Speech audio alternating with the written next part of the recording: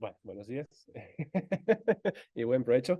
Tengo el honor de presentar a Paula Saravia, University of Washington. She'll be talking to us today about political engagements and responses to environmental precarity among Mapuche, Huilliche indigenous people in Chiloé, compromisos políticos y respuestas ante la precariedad ambiental entre el pueblo indígena Mapuche, Huilliche en Chiloé, Chile. Entonces, le damos la bienvenida a Paula Saravia. El título suena más rimbombante de lo que debería ser, pero gracias por la invitación, gracias por la organización, Brent y Taylor, y también a Mary. Y saludo a toda la gente que está en el Zoom. Voy a empezar contando un poquito quién soy. Yo soy antropóloga médica y me dedico a la antropología de la salud, la enfermedad y las emociones. Entonces mi presentación tiene que ver con eso.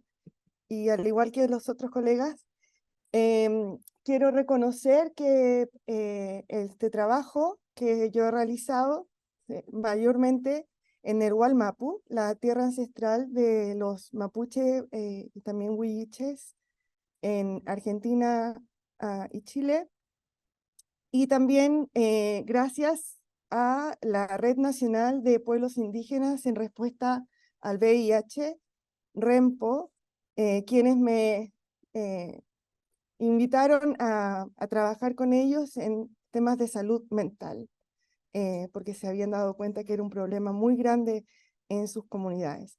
Y parte de este proyecto accidentado sucede durante la pandemia, que como todos sabemos nos impidió de viajar, y tuve suerte de estar con 3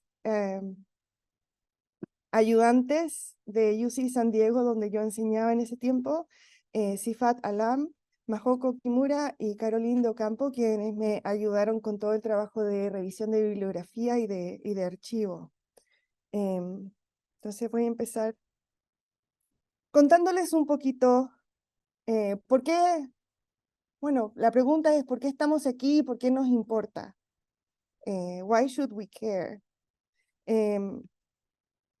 Estos son los lobos marinos, aquí se conoce como sea lions, y les voy a mostrar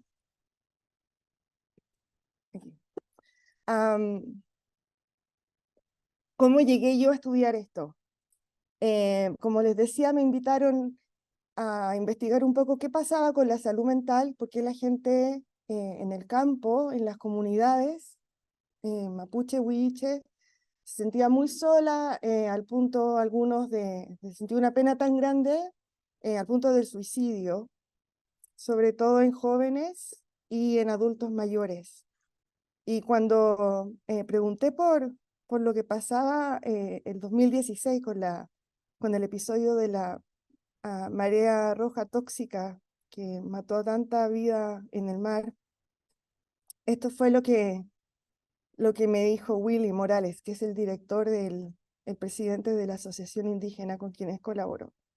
El huilliche es agua, y cuando muere, navega por el océano en forma de lobo marino. Cuando contaminaron el mar, mataron a nuestros ancestros. Entonces, ¿yo cómo lo veo? Veo lo que me dicen ellos.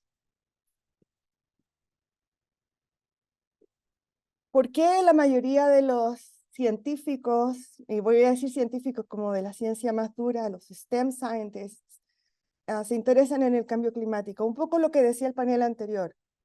A ellos les importa la naturaleza. Y esto viene de una visión colonial en el que en el siglo XVIII se inventa en Occidente el concepto de naturaleza a través de todas las exploraciones científicas de europeos blancos en territorios hasta ese momento desconocidos para ellos. La Patagonia es parte de eso, y parte de mi trabajo ha sido revisar crónicas de exploradores. También es algún concepto de Andrea Wolf, que escribió un libro que se llama The Invention of Nature y que se basa en el trabajo de Humboldt en Sudamérica. Entonces, lo que nosotros vemos en la foto es el río Petrohue, que significa lugar de humo o smoking place, y que es la naturaleza prístina, ¿cierto?, que la ciencia quiere preservar. Mi investigación tiene que ver con cómo se observa esa naturaleza prístina en estos momentos con la instalación de salmonicultura o salmon farming en el sur de Chile, que ya lleva unos 40 años. ¿Por qué me interesa eso? Porque la región de los lagos, que es donde vive la mayoría de los huilliches y donde está la isla de Chiloé, es una de las regiones que tiene mayor empleabilidad, o sea, es donde hay menos desempleo. Al mismo tiempo, es la segunda región más pobre de todo Chile. O sea, vemos que hay una precariedad económica que es insostenible. Voy a resumir, porque si no podría hablar 4000 horas de esto. La Patagonia, la invención de la naturaleza, que fue llamada Terra Nullius, o esta tierra indómita, tabula rasa, donde los exploradores blancos no veían nada más que naturaleza, porque ellos nunca vieron que ahí vivía gente, se transforma en lo que ahora se conoce como commodity territory, o un territorio donde hay extractivismo y donde hay intercambio de bienes materiales dentro del mercado.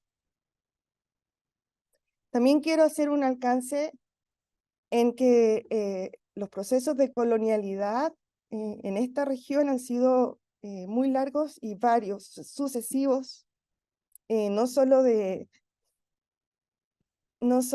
españoles, sino también luego hubo una colonización propuesta por el gobierno de Chile en el siglo XIX, donde se distribuyó territorio a refugiados y inmigrantes germanos, europeos.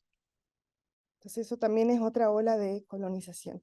Y aquí tengo una serie de mapas más o menos para que sepan del lugar donde estoy hablando, aunque son todos latinoamericanistas, más o menos saben.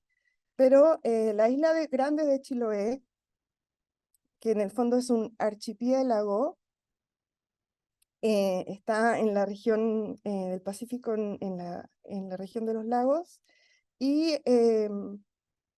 consiste en el archipiélago, que son todas las islas que ustedes ven en el mapa, pero además una sección que le llaman Chiloé continental, que es la sección donde trabajé yo el 2016-2017. Tiene cerca de un 6.5% de la población total de Chile. Eso no es solo población indígena, también es población mestiza, no indígena. Y sí, aquí está. Si pueden ver en mi cursor, el área que me interesa a mí es el área de Hornopirén, Hualaihue, aquí por la costa de la Caleta Manzano. Y también, y también la parte un poco al norte, el río Maullín, en Los Muermos, y les voy a mostrar algunas fotos. Entonces, de nuevo, ¿qué es lo que pasa? Nosotros vemos este lugar que es maravilloso, con sus propios ciclos naturales, ¿verdad? Con sus ciclos de las mareas, un lugar donde se invita al turismo, al agroturismo también, pero que se reconoce como en precariedad. Y en precariedad no solo económica, como ya les mencioné antes, sino también ambiental. Iba a poner mi timer, pero... Y lo que a mí me interesa es saber cómo es que se involucran, y así como traduzco yo en mi trabajo el término engaging, como involucramiento, en esta lucha existencial que conecta la vida y la muerte. Entonces les voy a contar bien resumido por qué se ve esa conexión y así como se expresa entre los mapuche y huilliche con los que colaboro. Primero que nada porque la vida depende de esta interconexión entre el Nehuen, que sería la fuerza vital, que viene de la espiritualidad, ¿verdad? Y de la religiosidad indígena, el Puyu, que sería también la fuerza que protege al humano y que le da vitalidad al humano, am, y el que sería la persona, cómo se concibe la persona. Entonces, es una manera bien compleja de entender la conexión entre humano y lo que en Occidente conocemos como naturaleza, que entre los indígenas, como hemos visto y casi todos en esta sala ya saben, no existe tal distinción, porque humano y naturaleza es una misma cosa. Y desde el punto de vista de lo que sucede con el cambio climático y la precariedad ambiental, se asocia al tema de la muerte. O sea, este Nehuen, esta fuerza vital es la que se va debilitando. En la muerte entre los humanos se entiende en que hay un momento en que el cuerpo y el alma, el espíritu, estos tres componentes se desconectan y el espíritu queda rondando hasta encontrar otro cuerpo, que en el caso de los huilliches con los que colaboro sería el del lobo marino. En otras regiones del territorio mapuche se asocia a otros animales o a otras plantas. La idea de la muerte sería como cesación de la vida, en ese sentido bien complejo, porque hay una acción de otros que producen esta muerte, ¿ya? Y ahí entra una concepción más de la enfermedad. Y lo que pasa con el mar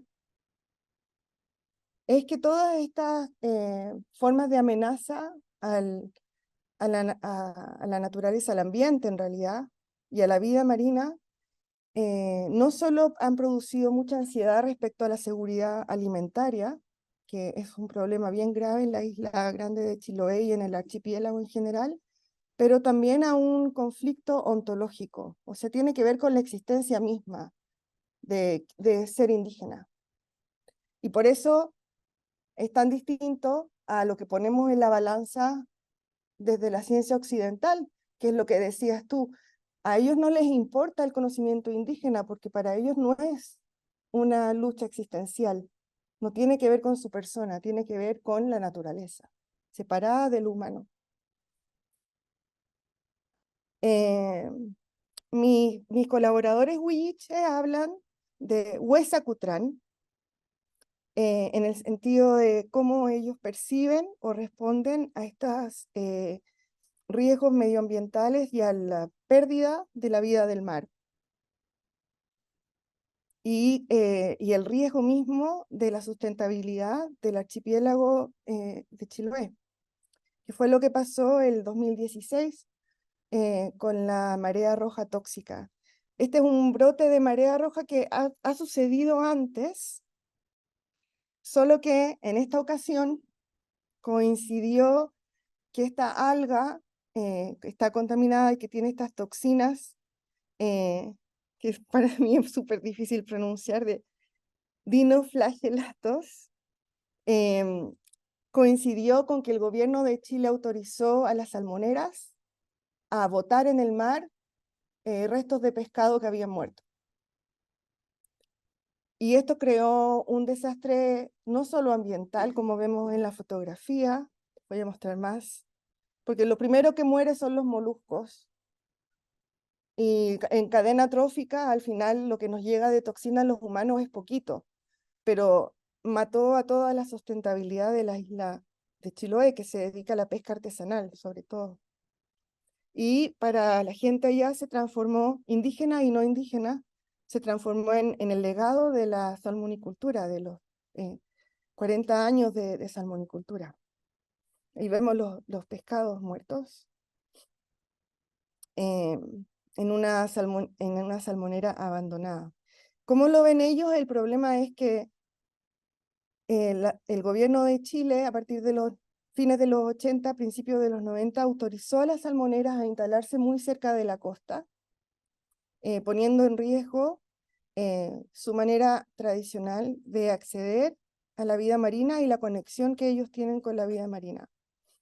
Y a partir del 2016, ante esta mortandad, se crea este conflicto con el Estado de Chile, donde los pescadores artesanales y otros grupos sociales y políticos en la isla de Chiloé se rebelan en contra de la presidenta Bachelet en ese tiempo y empiezan a cuestionar quién causó la marea roja. Y aquí también es interesante, y eso da para otra presentación, de lo que pasa con el contenido de la ciencia y los informes de la ciencia, los informes incluso de Greenpeace y de otras agencias internacionales que estudiaron este episodio de marea roja y la interpretación que tiene la gente en base a la historia de la salmonicultura en Chile. Entonces, para la gente, la culpa es de la salmonicultura, aunque hay evidencia científica que dice que no, que en realidad coincidió con este vertimiento de salmones en el mar. Eso dicho, hay todavía mucho cuestionamiento porque al estar la salmonicultura tan cerca de la costa y al no haber no haber ningún respeto y ningún protocolo respecto a lo que pasa con los desechos de toda esta salmonicultura, sí se han aposentado en el fondo marino muchas toxinas y muchos elementos que son basura, ¿verdad? De la industria del salmón. Y el problema es que las empresas que son transnacionales, algunas chilenas, pero la mayoría de Noruega, reciben unas multas que pagan sin ningún problema y la gente lo que dice es, estamos atados de manos porque nosotros somos las víctimas y tenemos que además hacernos cargo de elevar solicitudes internacionales, presentar casos, presentar evidencia de lo que ellos están haciendo en nuestro territorio. Y se crea esta experiencia de luto o de grief, ¿verdad? Que tiene que ver con la tristeza que genera y la frustración frente a esta precariedad. En antropología entendemos la precariedad, esto es desde Judith Butler, como condiciones que son políticamente inducidas, en que algunas poblaciones están más expuestas a riesgo de pérdida, violencia y muerte que otras, y desde la antropología psicológica también a cómo nosotros nos involucramos en materias de vida y muerte para sobrevivir. Mi crítica es, así como tiene la crítica de la ciencia colonizadora de la climatología, que desde la medicina se aproxima al impacto del cambio antropogénico desde la psicología con conceptos como estos de ecogrief o del el pesar o el luto de la ecología y la solastalgia, que son maneras medicalizadas de ver este problema. Mientras tanto, la comunidad indígena Huilliche lo ve como Huesacutrán, como una enfermedad que tiene que ver con el corazón, el piuque, que es el corazón. Es una manera no medicalizada de sufrimiento, de tristeza muy profunda y que tiene maneras tradicionales de ser tratada. Y esto es significativo dentro de las concepciones mapuche huilliche de la salud y la enfermedad, que tiene que ver con el Nehuen, que era lo que les contaba al principio. Esto es lo que dice Willy cuando le pregunté por el tormento del alma, o el Huesacutrán, y dice, tormento del alma es la forma winca de decir Huesacutrán. Es un dolor del alma que aprieta el corazón. Es despojo, destrucción, abandono y exilio, como si me fueran a quitar la tierra donde he vivido siempre, ser migrante en mi propia tierra. Entonces, ¿qué estoy haciendo ahora? Tratando de ver qué es lo que ha pasado como consecuencia de este movimiento sociopolítico en Chiloé y en general en la Patagonia Norte y Sur en Chile, y ver cómo también hay diferencias de género respecto a quién carga con este dolor y cómo nos hacemos responsables de este dolor, porque sí, en muchas sociedades pasa igual, históricamente las mujeres somos las que tenemos que ser el soporte de las comunidades frente a este pesar tan grande. Esta es una diputada del área de San Juan de la Costa que todavía representa ese territorio, y ahora hay un par más de gente que surgió un poco de ese movimiento que también está en el Congreso en Chile. Ahora, como también a lo mejor ustedes saben, la propuesta de constitución que promovía la naturaleza como ente de derecho fue rechazada. Voy a terminar mostrándole la foto de Willy, que es una de las personas con las que trabajó cuando está él en la protesta en este Chiloé, diciendo, el mañana no nos pertenece, que esa es la fuente del pesar más grande que ellos tienen. Y Chaltumay, muchas gracias.